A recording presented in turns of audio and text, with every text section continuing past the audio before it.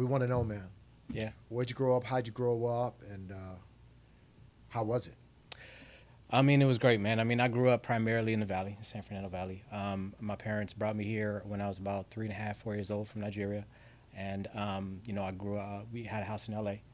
Was there for a short while, maybe about a year or so.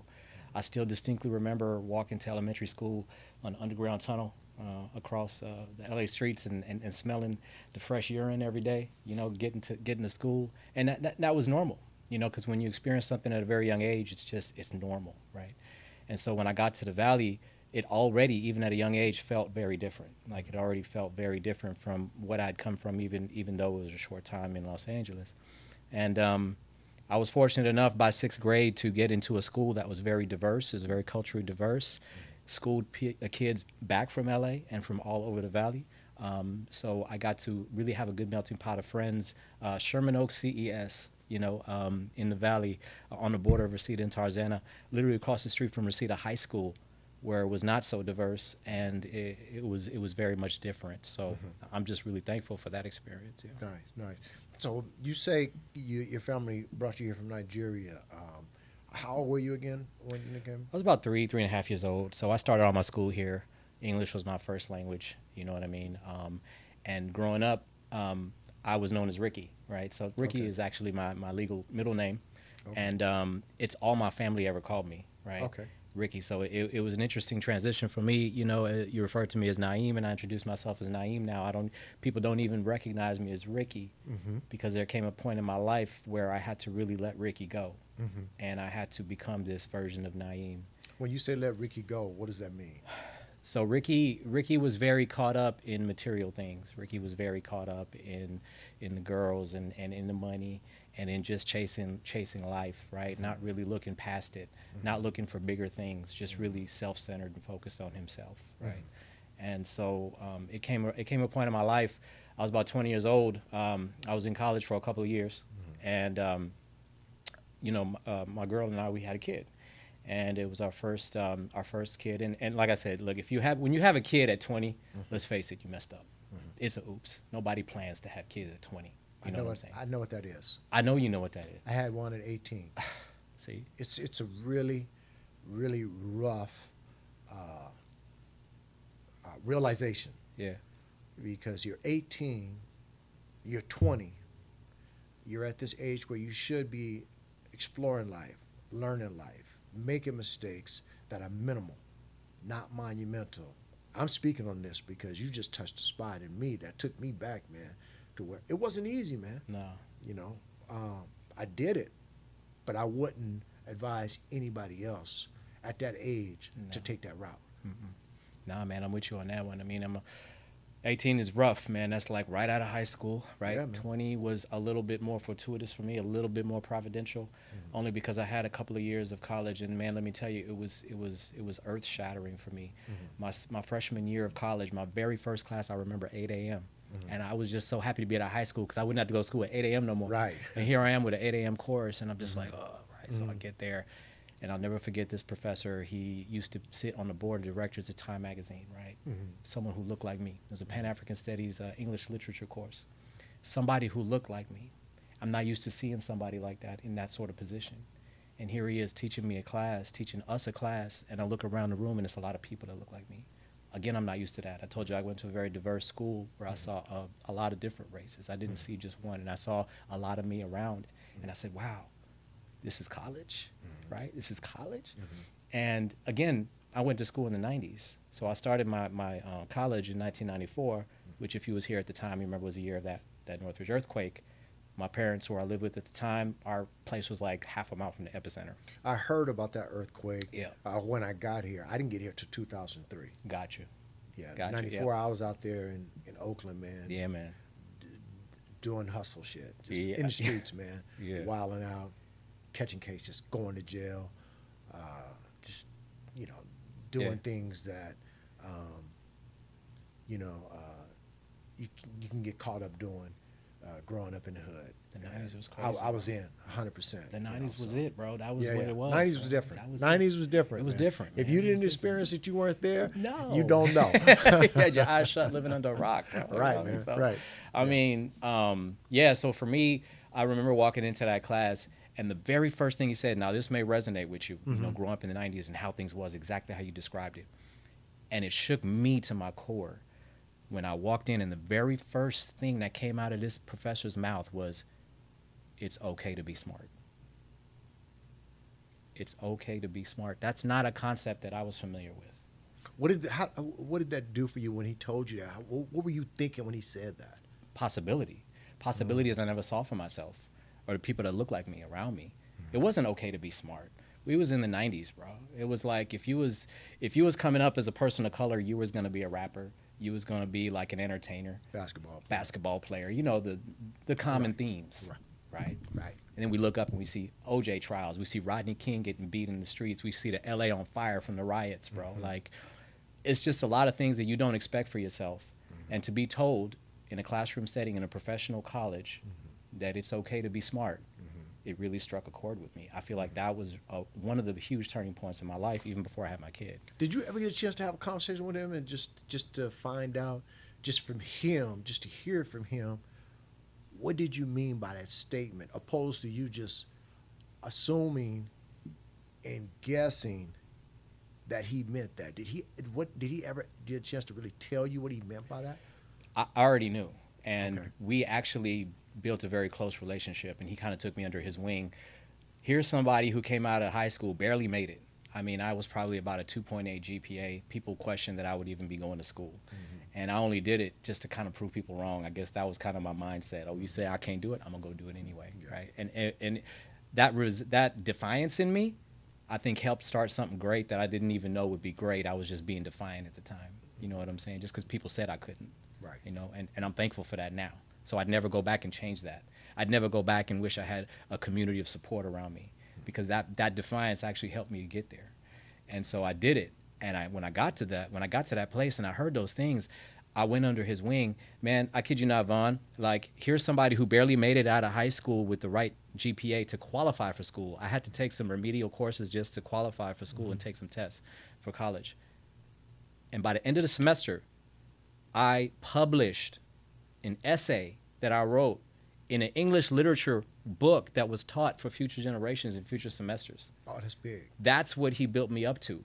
He took me under his wing because he saw that he impacted me at that level.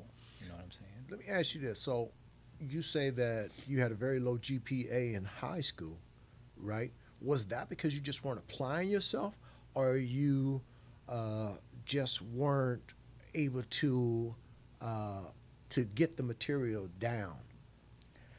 What was causing you to have such a low GPA? I mean, I think for me it was probably a combination of not applying myself.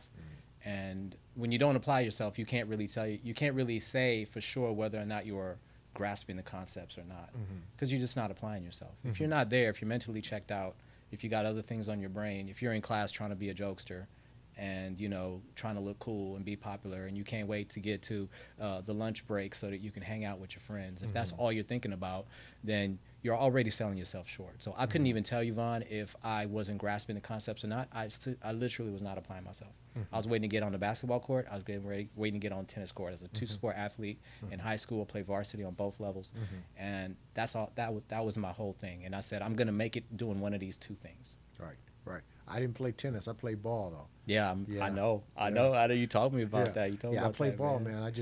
I couldn't go any farther after I blew my knee out, man. I was doing some stupid shit in the neighborhood, you know, the pickup games, and you mess around the concrete. And back then, there was a steel rod that stood in the middle of the court, on the end of the courts actually, that held up the backboard and the cylinder.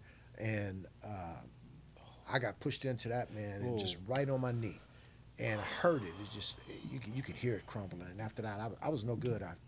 After that, it was not the same. No. You know, I was babying it, never really got right, and it was a tough time, you know.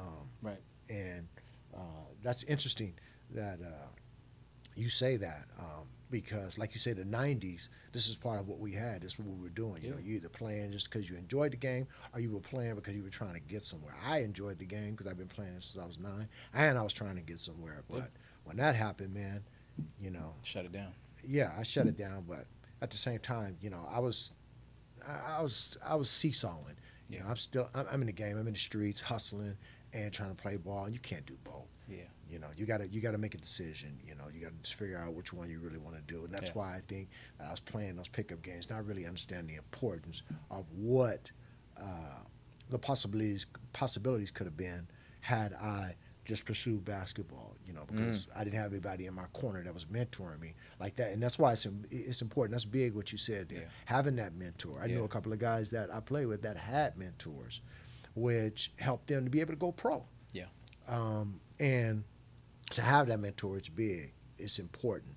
What do you think the level of mentors are today in the communities, in the hoods right now? What do you think the levels are?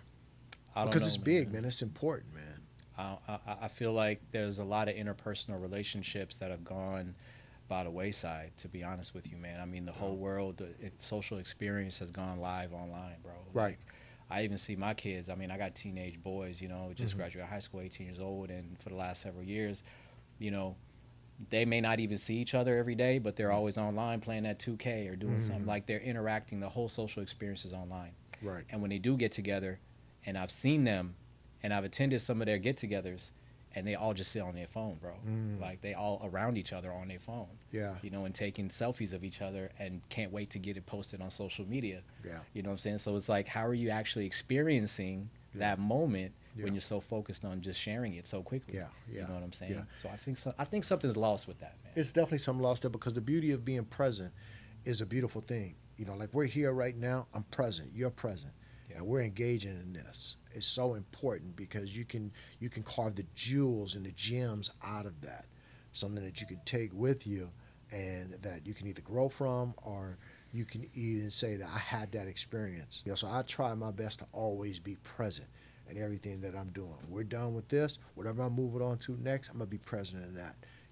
And a lot of it that we're seeing, I know for a fact that individualism, that one-on-one is that comforting of that phone because, I'm guilty of it sometimes too. We all are.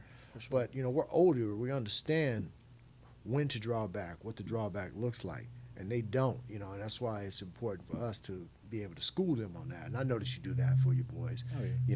I know you do that. Now, going back to when you were 20 and the wife, because that's at 20 you impregnated the wife that you're with now, right? Right. 20 years old. What did that day look like, knowing that now this is what your life is about to be? Yeah. Bringing a child into the world. Yeah. About to be a young father, a young mother.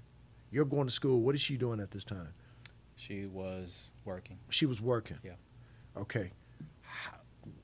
What's going on right now with you and her, knowing that this is about to be your life? How did it affect your plans moving forward? Because you were going for was it your BA? My bachelor's. Okay. Bachelor, a BS, All right. yeah. How did that affect you? Man, on many levels. So I think the first transformational experience for me, like I mentioned, was that interaction with my professor. Mm-hmm. But now I'm 20, and like you said, I got a kid on the way. Right. And I have no way of supporting this child. Yeah. I was working. I took a job starting at 18, and I'm very thankful for this experience. I started working at FedEx, and now 18 was the minimum age that you could be to get a job at FedEx at the time. I couldn't be a driver. You had to be 21 to do that. Mm-hmm. But I started working in the warehouse, and I started doing different jobs, dangerous goods, inspection, and material handling. And I started doing a bunch of different things. And by 20, I'm like, how am I supposed to support another life, right? Like, how's this supposed to work? I said, but I really had nothing else to look up to. And when I brought it to my parents and when I brought it to my family, it was met with a lot of consternation. It was met with a lot of despair. It was met with a lot of unhappiness. Mm-hmm. So there was not that support system. And the same came from her side as well. Yeah. Now, my wife's mom was very obviously upset at the fact that when my parents heard about it, they said, well, y'all gonna have to get married, right? Mm. Y'all gonna have to get married.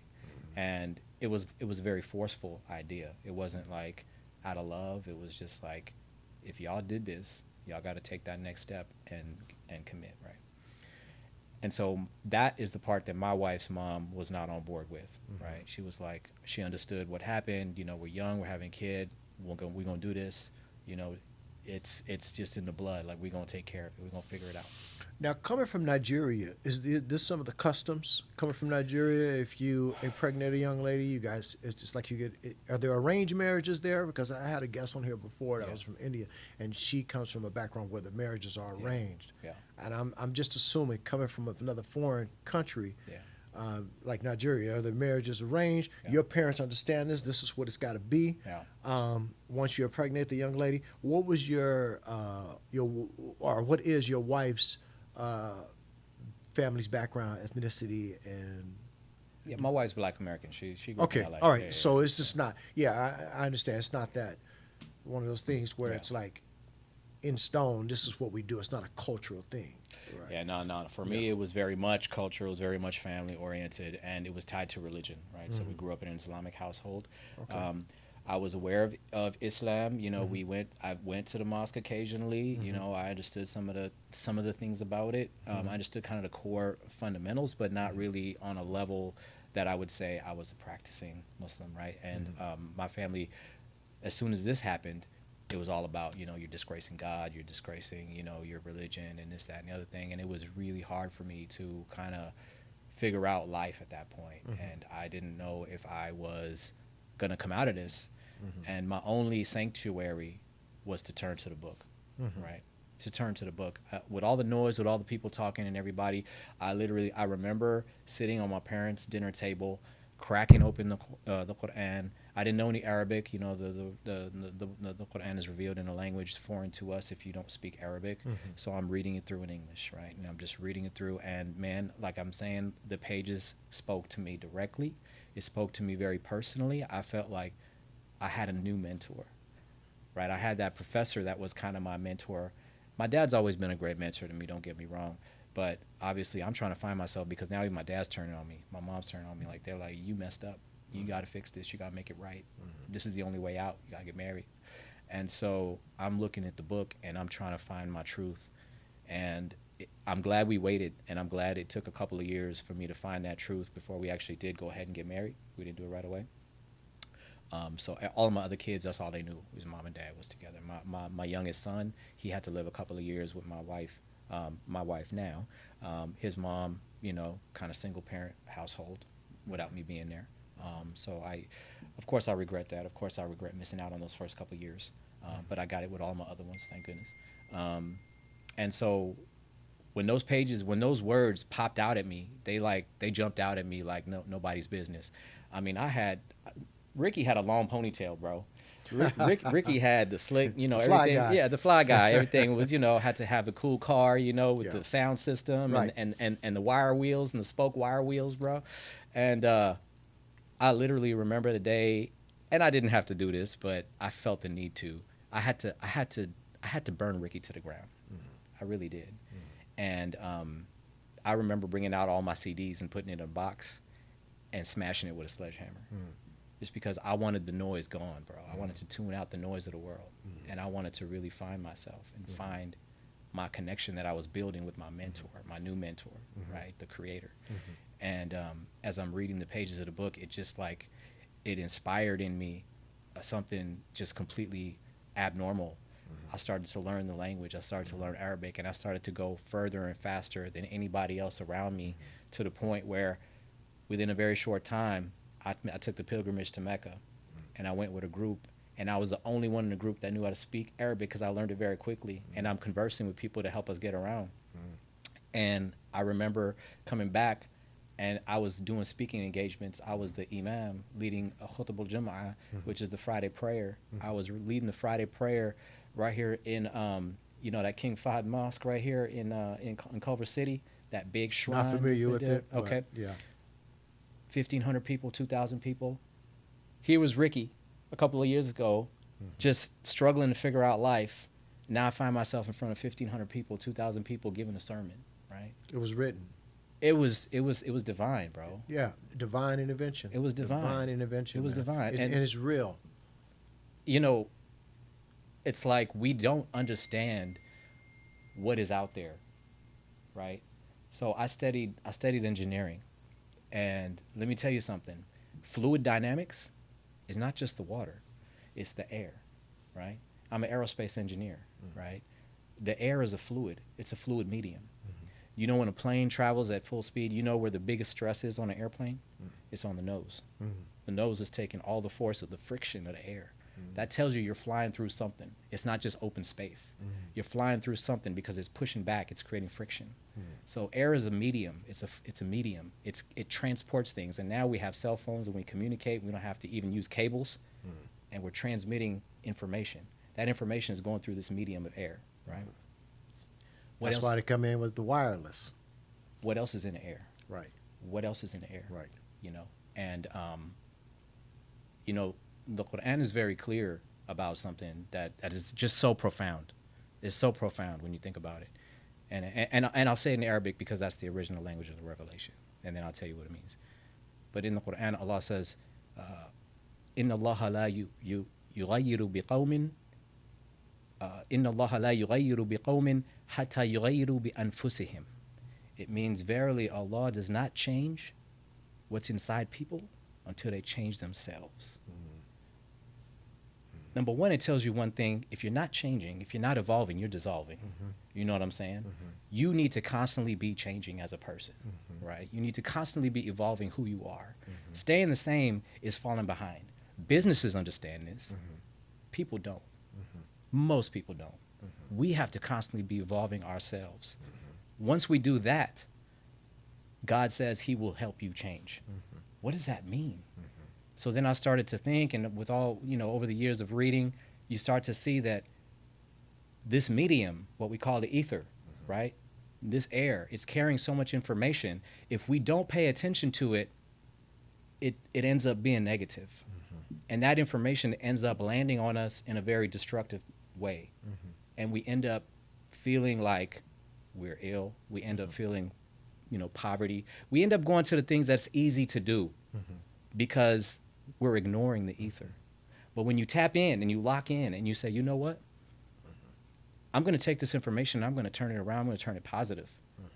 And then that positive is what allows these vibrations of positivity to go into the subconscious mind. And once your subconscious mind receives this information, it connects to the Almighty. It connects to that infinite intelligence, to that infinite wisdom, and it guides you when you're along your path, right? And it takes what's in the subconscious mind and converts it to its material equivalent. It's just like you and I sitting here breathing. We're not thinking about breathing. Right. We're just doing it. How is that action happening without us thinking about it constantly? It's because the subconscious mind is triggering that action. So the same thing happens to our belief system. Whatever it is that we believe in, and before it was, for me, the Quran and religion, it was life. It was, I got to get the girls, I got to get the money. And that's all that drove my constant actions, right? That's all that drove my constant behaviors. And so when you start to modify and alter your belief system and your subconscious mind, I'm reaching in the back of the head because the subconscious is deep in the roots of the brainstem. I get it. And the frontal lobe is what receives information first and foremost and processes it and tries to hurry up and spit it back out. Your brain is not interested in kicking anything back to the subconscious. So how do we do that? Through repetition, right? Repetition. Every religion in the world, doesn't matter what it is, Christianity, Judaism, Hinduism, Buddhism, every religion in the world teaches one thing: prayer. Prayer. And what is that prayer? That prayer is a repetition and affirmation of your beliefs. And not only is it a repetition and affirmation, but you got to say it out loud, because that auditory vibration is what the ether is sending in and what you're sending back out and now putting into your subconscious. That's heavy, because remember we were on the phone the other day, Yep. we were texting back and forth, Yep. and we were talking, and I spoke about that, how it's important we have to watch what you say. Watch what you Words say. are empowering. So it is said, so it is so. That's what you right. put out there, once it's released, then it will manifest. So you have to be very conscious of what you say, and it just digs deep into what you're saying, right along with repetition, being able to be consistent with what it is that you're doing. Know that the path that you're on, knowing what it is that you are taking on as a task or what you're doing through your daily routines to build yourself up, to work, to make yourself a better individual for the greater good of not only for yourself, but for humanity as a whole. See, I had to learn these things the hard way. Some of us got to get dirty before we get clean. You had a light you know, a little bit of, you got soiled. I got sold. Were you incarcerated? Did you do any time? I did not. You never did any time? Never All did right. any time. I've done time. I was all in. I'm street hustler from 13 all the way, 20 years of crime, life in and out of jail, state, federal. I got dirty. When I say I fuck up, I fuck up. There's no mild or medium. No. I go all the way in, and I went all the way in. But I had to get dirty before I get clean. And that divine intervention happened to me when I'm in federal prison. I lose my mother. I lose my brother. I can't call home. I can't do anything. I'm stuck. What do? I have to fall to my knees. I have to embrace the Creator. And now, this is what changed me, like you said. Something has to change within you first before you can see outer change. You can start moving forward in your purpose. So I can relate to that. And I'm quite sure there's going to be a lot of viewers here that are watching this episode they're going to be able to relate to. And I always tell people that if you have questions about anything that I'm saying on my guests, you know, pause it, rewind it, listen to it, go research it, and get the proofs. When I was in federal prison, I had the imam was my cellie. Wow. Now, I know you're familiar with the Hebrew Israelites. Yes, sir. They're really, really big throughout the federal institutions. Yep. And Islam is too. And they're always going back and forth about, you know, the position of Allah and what religion holds the most weight, et cetera, et cetera. And he would always say, where's your proofs? We can have this conversation. You can kick your religious rhetoric back and forth with me all day long. Where's your proofs? Right. And I learned from him that, you know, it's deep, especially when you having religious conversation, but even on other levels as well, just life in general, information. Yeah. You know, where's the proofs? Where's the proofs? You know, so it's important to have that, you know. But it's interesting to know that, you know, you went from Ricky, Fly Ricky, to a guy who can sit here now that once was an imam. Are you still doing that? I still do public speaking. You still do public speaking on the subject, but okay. In fact, I have been invited to be an imam later on this month. Okay. You know, at a Okay. masjid about 20, 30 miles from here. So yeah, Nice, nice. But not regularly. Yeah. I do it on occasion. Yeah. And to get your divine intervention to be able to put you in the position you are right now, and be so knowledgeable about these things, man. Yeah. This is great, man. This is really, really good. A thing that I wanted to ask you about Islam is, now there's different fractions of it. Correct. There's the Nation of Islam, and you've got Sunni Muslim, and you've got the Shiite Muslim. Which one are you? Do you identify with any of these? If so, and then why is it that these fractions are this way? Yeah, that's an interesting question, and I don't share this with most. So, you know, for me to come on this podcast and share this is real personal information to be sharing. But I think at some point the world needs to start hearing these things. You know, so for me, let me tell you, I don't identify with any marketed brand version of Islam out there. Not Sunni, not Shia, not Nation of Islam. For me, I don't knock anybody that does subscribe to any. To me, my book, my one guide, is the one that had me feel that personal connection when I started to read it in my parents' dining table. And that is that I am firmly committed to the words of the Quran. With the Quran, what we have is its original language of revelation that came to Muhammad, and it remains to this day intact without alteration. It's the only true source of knowledge we have, in my opinion, from my readings, from my research. It's the only true source of information we have of our history. And so for me, I'm always aligning myself to the book. I'm always aligning myself to the version of Islam that comes from the pages of the book. What are the hadiths? So the hadith, For those that don't know. yeah, so the hadith is what Muslims follow today, whether you're Sunni, whether you're Shia. It's the ways and the mannerisms and the sayings of the Prophet Muhammad that were at some point memorized or recorded by people and passed down, and it's become the primary source of information for Muslims. Now, when this airs, and I'm quite sure there's going to be some comments, there's going to be some feedback, and there's going to be some people questioning what you're saying. Oh, it's just the way that it is. Oh yeah. You know, and it's always these issues, I believe, are always debatable. Oh yeah. But at the end of the day, it goes back to what I was saying with the imam that I was studying with. He always stood on, where's your proofs? Where's your And you say that the Quran is the original book. Has it ever been rewritten? And if it has not been rewritten, how do you know this? Where are the proofs that it hasn't been rewritten? Right. So the Quran itself says that it's protecting itself, that there are verses in the Quran in which God tells us that this Quran is being preserved and it will not be changed.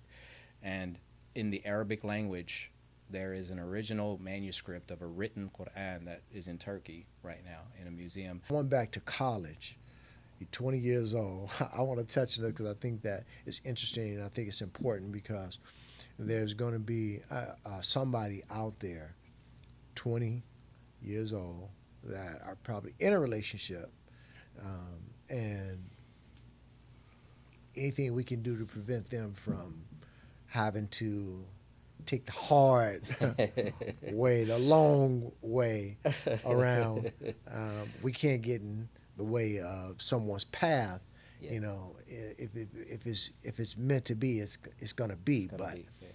at the same time, that's not for everybody. No. And for those that it's not, anything that we can share with them, that's what I like to do. So, Yeah. 20 years old, now you have had a kid, you're still in college.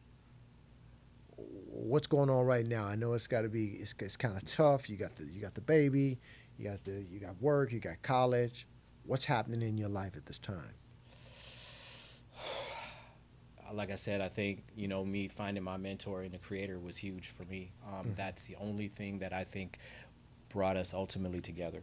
Okay. Without that, I was lost. And, just developing my new identity, coming into the world as Nayeem, rebranding myself.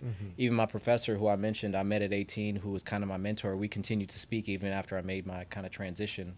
I felt like, I wasn't necessarily a revert or a convert, you probably heard that Muslims always say when they start practicing or find, kind of their spiritual nature within the Quran, they talk about reversion rather than conversion. Yeah, I'm familiar with that. Yeah. Because the Quran itself says that the nature of man is to believe in the oneness of God, right? That is our nature. That is just our instinctual nature, just like the butterfly. If you're familiar with the butterfly, there are species of butterflies that migrate to the south during the winter to seek warmer climates. Okay. But here's the problem. The average lifespan of a butterfly is about 3 months, right? So a butterfly that flies south in the winter this month or in the winter months wasn't alive last winter and don't have anybody around them that was alive last winter. How do they know to fly south for the winter? How do they not just decide to go north to try to find something? How do they know that they got to go south? Creation. It's powerful, brother. It's creation. Powerful. It's what they're born with. And so the Quran teaches us that man was born with this idea that your God is one. That you have this one central intelligence that's feeding you information, that's feeding you inspiration, and that's guiding you along your path if you allow it to, if you listen to it. Oftentimes we get, there's a saying of Yusuf in the Quran. Yusuf is in the Bible is referred to as Joseph, right? And Yusuf in the Quran says, "Inna nafsa la'ammaratun bisu." He recognizes in himself the soul of man is inspiring him to evil. The soul of man is inspiring him to evil. And the only way to break free of that shackle and that chain is to plant your subconscious with positive affirmations and reinforcements. And that will connect you to the divine. And that divine will guide you along your way and keep you out of the poverty and keep you out of the despair and out of the sadness and out of the ill health. Spiritual enrichment. Spiritual enrichment. I firmly believe that. My page, if you look at what I have on IG, is filled with nothing but inspirational quotes. It's not only for the people that I'm sending this out to on IG to read and to be able to gravitate to it, because not everybody is going to do that. but it's for me too. You know, these are things that I need in order for me to be able to continue to change, gravitate. I understand the importance of change, to be able to grow, to be able to be conscious of what I need to be doing to develop myself to be a better person, to be able to fulfill my purpose, which is I'm a builder. I want to build things up. I want to leave it better than what I found it, you know, and I want to be able to give something that's rich, because for so many years I gave something that was not rich, you know. Yeah. I was not a decent guy at all, you know, but through me making that change with the help of the Creator, and also having the faith and believing that I can make this change, I had to go back to, like you said, I had to rewrite the script. And it starts from within. Mm-hmm. You know, you have to be able to. You have to rewrite everything. Everything that you think that you know nothing. That's right. You have to put yourself in a position of I know nothing and start learning all over again. That's right. And that's what I have done, you know. But it's a challenge. It's not easy.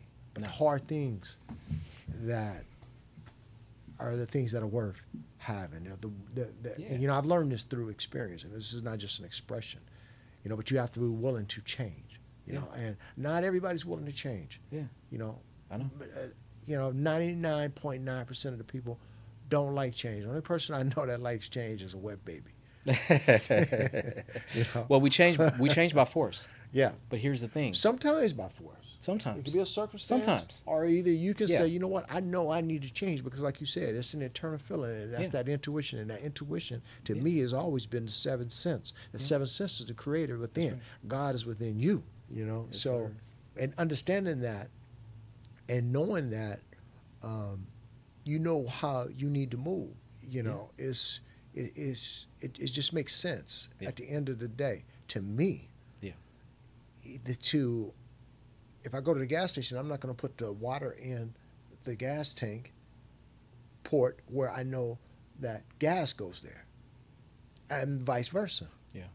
So the same thing. When I'm building my mind, I'm going to read from good books. I'm not going to read from books that are negative and it's going to soil me and create weeds, opposed to plants, fertile plants. You know what I mean? That can harvest a crop. That's it. When I go feed others. You know, when I go to eat, I'm not going to go and grab me a bag of chips and some dry salami and a Coke and get full on that and make that my meal. Mm-hmm. I'm gonna eat foods that are enriched with nutrients, for sure, so that I can nourish my body, for sure. And I'm gonna work out. I'm gonna make sure that my body doesn't atrophy, because over a period of time we're all decaying. Absolutely. But I'm gonna slow that process down. Absolutely. As much as I possibly can. Yes, I'm getting in that gym. I'm getting that workout in. If it's 30 minutes, if it's an hour, 40, whatever it is, I love it now. You know, this is what we do. Man, you hit it. You hit it though, man. You just hit it better than I could have, man. You tell your 20-year-old out there, what can you do to help course correct your life and keep you off that, you know, having to learn the hard lesson. Right. Get your ass to the gym. Mm-hmm. I'm telling you what, man. Mm-hmm. That gym will change your life, man. It will change your life. Get to the gym. It will change life because it gives you structure. Discipline. It gives you routine. Ruthless discipline. Discipline. Bro. Ruthless. And if you can do these things that you do and be committed, and be a person that is persistent, and you are religious on a regular schedule with the gym, you can apply that in all other areas of your life. Amen, bro. Amen. That's it. Look, it's just like the spirituality. It only happens through auto-suggestion, constant prayer, constant affirmation. The gym is the same way. The gym teaches you that affirmation. The gym teaches you that positive affirmation. Somebody, you know, I inspired somebody at my work to recently start going to the gym at 5 a.m. like myself. You know, I'm in there between 5 and 6 a.m. every day. And I see you in there too sometimes. Yeah. And so that time of the morning, that first thing that you do sets up your whole day for success, for proliferated success, because you've already, by the time most people are just waking up, you've already accomplished a goal. You set a goal, a plan, and you went out and you executed it. So having done that so early in the morning sets the rest of your day. Everything else is easy. Everything else is easy. I've already got to work and I've already accomplished one goal. Why can't I accomplish another? It's like there's this thing called Mo. Yeah. And Mo is momentum. Momentum.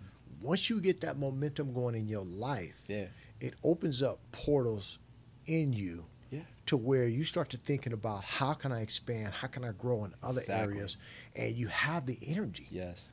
and you have the force behind you, have the Yeah. to be able to complete anything that you believe you can achieve. That's You right. think it and you can do it. That's you can right. make it happen. And it even goes deeper than that. Like you said, getting up at 5 o'clock in the morning and being able to be consistent and get in there and get it done and get going. For me, I used to do the 5 o'clock in the mornings, and now my schedule has changed a little bit. Yeah, That's why you yeah, probably yeah. see me. But I make sure that I get it Oh, in. absolutely. It has to be, It has to be a done. part. It has to be done. There's no such thing as skipping out on that. No. And I wanted to touch on something in regards to that too. Is that it's good that you inspire the individual that is now going at 5 o'clock in the morning. You feel better about yourself. When you start to lean it up and you start to seeing Yeah. how you benefit from these workouts, you start to seeing this in yourself, and you're like, you know what, this is amazing, because seeing is believing. Oh, seeing We're is visual believing, creatures. When you see the changes and how much you have developed, because it's not easy. Right. Right. Mike Tyson said a long time ago, he said, I believe in when I'm going to get the hard things out of the way first, and everything else is going to be easy. Nayeem, I know you're working in corporate America in the position you're in. You're in a leadership role, correct? Yes, sir. How is that working for you? What are some of the things that you're doing in order to be able to find your place in there that works for you and you can see yourself growing? I'm gonna give you a quick story. So it was 2018, a year before the whole COVID kind of collapse, right? It was 2018, it was around November. I was working as a quality engineer in this aerospace company, and my boss said, hey, you got to put in your goals for next year, right, in the system. I said, okay, I got one goal. So I went and I put in my goal. I will be the quality manager on November 25th of 2019. I put an exact date, and I hit submit, and I gave it to him. And, of course, he's like, number one, you're coming from my job. Like, how you going to put that goal in there, right? Right. So I put that goal in there, and I put a specific date. He said, this is way too general. I need something a little more specific. I said, no, that's all I want. That's all I need to get to. And I'm going to do everything I need to do to get there, and I would like you to mentor me. Right. I knew he was getting ready to retire. I knew he was going to be gone in the next few months or a year, whatever the case may be. I just said, I want that year for you to develop me, get me into that role. A lot of things transpired over that year. A lot of things went down. The company had some challenges with its certification. I helped them get it back. I took on a leadership role before I was a leader. And my director recognized what I did. And basically before my boss even retired said, I got to lock this in. I got to offer you this quality manager job. He's like, can I offer it to you? I said, sure. And I smiled, man, because that letter came to me on the 14th of November. It said effective start date was November 25th, 2019. And I had said a year ago that that's what I wanted, and I put it on paper, and it happened to the date. Like, it is crazy, bro. Yes. You know what I'm saying? Nice. So the things that we put out there, the things that we project, the things that we write down, it's not just setting the goal, it's executing on the goal, right? And so for me, I know a lot of people that look like us that are in leadership positions that are just, they get to a certain point and they're happy. I'm a manager, I'm a director, I'm good. I don't need to go no further. Why do you think that is? It goes back to self-value theory, right? Perceived ability. I'm successful at what I'm doing. I don't feel like I can be successful at the next level, so I'm good where I'm at. I'm in my lane, right? And the only way to really get to that next level is to continue to expand your abilities, to continue to expand your knowledge base, right? So I worked in so many different regions of aerospace. I mean, I've been an engineer, a design engineer. I've worked as a technician on the floor, a test technician, a test engineer. I've worked as a quality engineer, a quality manager, operations, program management. I've continued to learn the entire time, collecting more certifications, collecting more knowledge and more degrees. And for me now, as a general manager, I'm in a spot where I get to make the rules, and I'm comfortable making the rules. A lot of people are not comfortable making the rules. So if you're comfortable once you have this collected knowledge, I think it'll give you the opportunity to be able to rise in the corporate world or in life and doing anything. But it's a mindset, bro. It all goes back to mindset. Outside of mindset, your manifestation of your goals through telling yourself this is what I want and going for it, how much of attitude plays a role in your progression in the corporate world as well? So here's the thing, you know, we think of it as kind of a good old boy network, but really at the end of the day, you have to ask yourself, what is the CEO of a publicly traded company's job? Like, who are they responsible to? A lot of people think it's their job to drive the business to be successful. It's not. The CEO of a company's fiduciary responsibility is to the shareholder. They got to make a profit. Every quarter, they got an earnings per share call, and they got an earnings call, and they talk about their profit, and that's all that matters. If you can help that company to achieve larger and larger profits, they don't care what you look like. They don't care where you come from. They honestly don't care what your strategy is. They just want that dollar, right? So if you can bring your own game, and you can bring your own personality and your own flavor into the equation, they're willing to accept it as long as it hits their bottom line. How do you get to that space, though? Does trust come into play right along with your abilities? Because I'm thinking to even trust you in that position, they can read on paper what your resume says. They can have the interview with you and hear what you say that you're going to do. Outside of that, how much does trust come into play with getting and maintaining this position as well? Yeah, trust is huge. I mean, and trust only comes with demonstrated ability and results, right? So no matter what you're doing in life, even if you're a floor technician, if you're continuously producing results and you're consistently at the top of your game, that will be recognized, right? Especially if you're in the right culture of leadership, right? I mean, it's a leader who's not building up leaders beneath them is not allowing him or herself to grow, right? So for me, every company that I've been at, in my wake, somebody who worked for me actually got into my position because I built them up to be like that.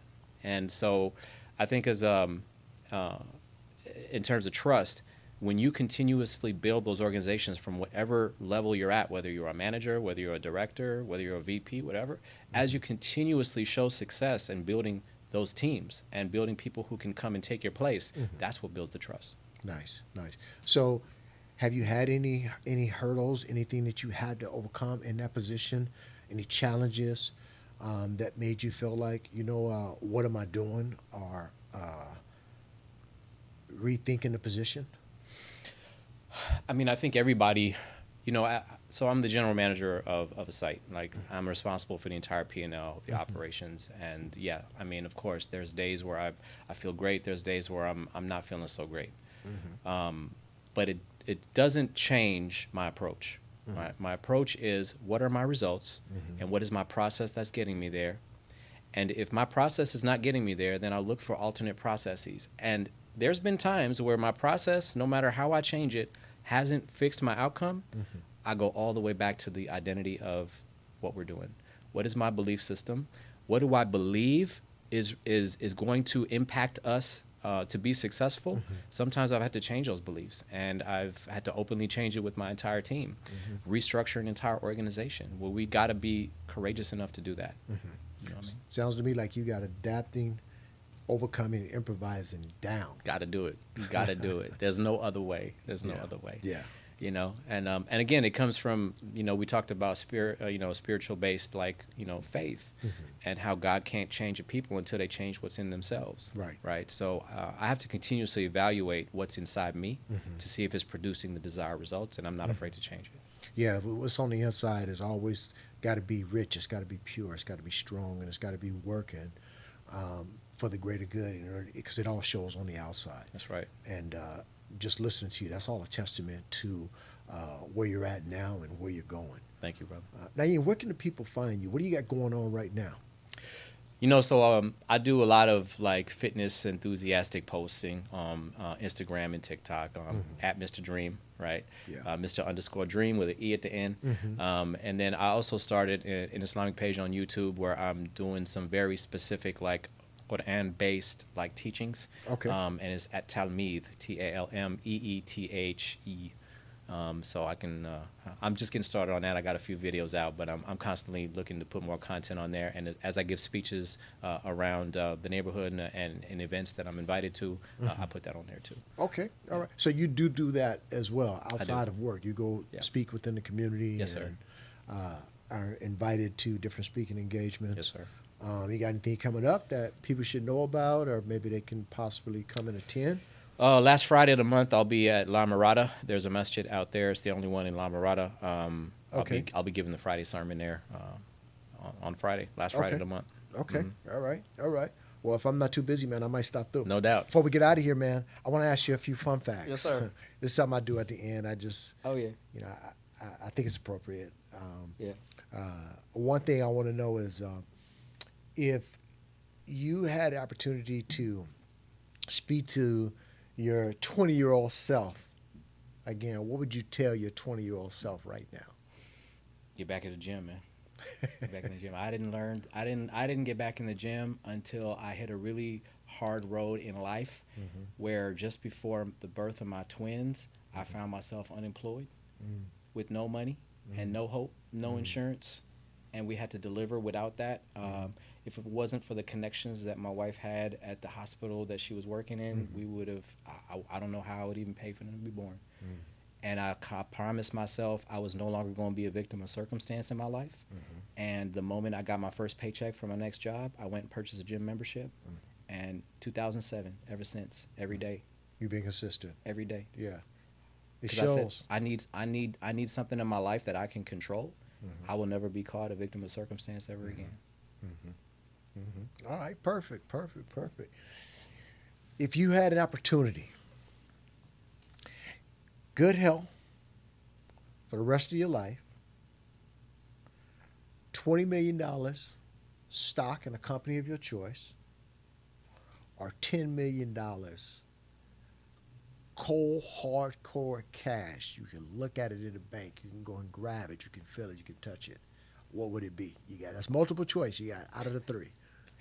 So you said health, 20 million in stocks, or 10 million in cash. 10 million in cash. I gotta choose one. Lifelong. You got to choose one. You can have perfect health for the rest of your life. You don't have to worry about no ailments, no nothing. You just ride this out till you're probably like 105. Oh man, that's a rough one, man. I think, for me, just in my mindset, give me that 20 million in the stock market. Okay. Give me that 20 million, because that 20 million is going to buy me health. You know what I'm Okay. saying? And it's going to continue to grow, as opposed to 10 million in the bank that I'm going to spend. You know what I'm saying? Right. So, yeah, You give me that do 20 million in the bank. You end up doing the LeBron thing, right? Investing $1 million in the Give her body 20 in the a stocks. year. Letting that I 20 mean, and million he can just afford to grow. do it. Yeah, why right. wouldn't you? You know what I mean? Why wouldn't you? Right. I didn't think he was going to choose to get health, because with that kind of money, good health is a given. I'm just saying, we know somebody from the 90s that was afflicted with a life-threatening disease that retired from basketball, and all of a sudden today he's giving blood again. Right. Because money done paid for a cure. Shooting basketballs off of a yacht in Cannes. Amen. The power of the dollar. Pot of dollar. My brother Nayeem, it's been a pleasure, man. Same, Thank man. you for coming through, man. I know you're a busy guy, man. Yes, sir. And like I said, Yes, man, sir. It ain't easy for somebody to get on the mic and be able to speak about their lives, man. But we did this. You did this. I appreciate Thanks for you, having man. me, bro. Appreciate you. And yes, as always, man, we're going to get out of here, and we're going to enjoy the rest of this day. I'm filled up, man. We got a lot of great information here, and I'm quite sure that this is going to be very informative to our listeners and the people who are watching as well. Amen. Like we always say, we got to keep it moving, and that's what we're going to do. Keep moving. We're going to keep it moving. That's it. And Nayeem, be well, brother. You too, bro. All right. Yes, sir.